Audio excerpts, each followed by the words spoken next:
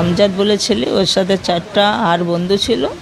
আমার জানলার পাশে বসে বসে মদ খেয়ে গালাগালি করছিল এক বন্ধুকে, মানে অন্য বন্ধু।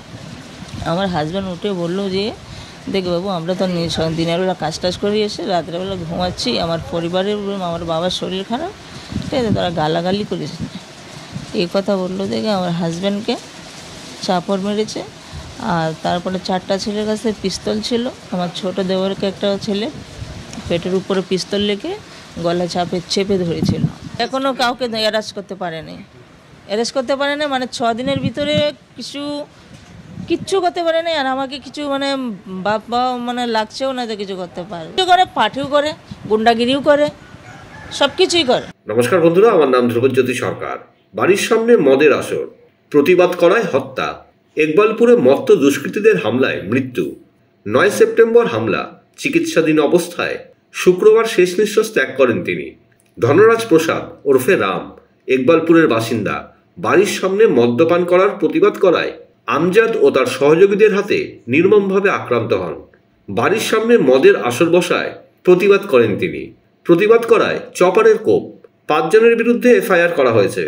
কাকে বলবো, কাউকে বলার নেই, क्योंकि সবার তো যে লোকাল পুলিশ সবাই জানে এখানে ধরুন ড্রাগ বিক্রি হয়, পাত্তা বিক্রি হয়, হ্যাকিং হয়, অনেক কিছু হয়, কিন্তু সব তো মিলে আছে। কি করবেন, এত বড় জাল আছে এর মধ্যে, যে বিরোধ করবে ওর প্রবলেমটাই এরকমই হবে। মেন প্রবলেমটা এটাই আছে, ঠিক আছে। তাই জন্যে যা ভালো মানুষ সামনে আসতে চায় না এটা।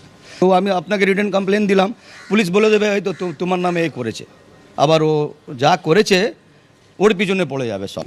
নিশ্চয়ই পলিটিক্যালি কিছু না কিছু ব্যাপার আছে, তাই জন্যে তো সাহস পাচ্ছে, নাহলে কী করে পাবে ওরা? কেউ না কেউ তো ওর মধ্যে আছে ব্যাকগ্রাউন্ড, যারা ওকে সাপোর্ট দিচ্ছে। আমজাদ বলে ছেলে, ওর সাথে 4টা আর বন্ধু ছিল। আমার জানলার পাশে বসে বসে মদ খেয়ে গালাগালি করছিল এক বন্ধুকে, মানে অন্য বন্ধু। আমার হাজব্যান্ড উঠে বললো যে দেখ বাবু, আমরা তো দিনের বেলা কাজ টাজ করে এসে রাত্রেবেলা ঘুমাচ্ছি, আমার পরিবারের, আমার বাবার শরীর খারাপ, ঠিক আছে, তারা গালাগালি করেছে। এই কথা বললো দেখে আমার হাজব্যান্ডকে চাপড় মেরেছে। আর তারপরে 4টা ছেলের কাছে পিস্তল ছিল। আমার ছোট দেওরকে একটা ছেলে পেটের উপরে পিস্তল লেগে গলা চেপে ধরেছিল।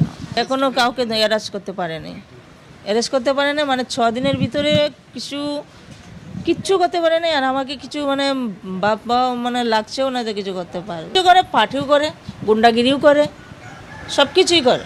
বন্ধুরা, ভিডিওটি ভালো লাগলে দয়া করে লাইক শেয়ার করে দেবেন, আমাদের পেজটা ফলো করে নেবেন, আর আপনার মতামত কমেন্ট করে অবশ্যই জানান। ধন্যবাদ।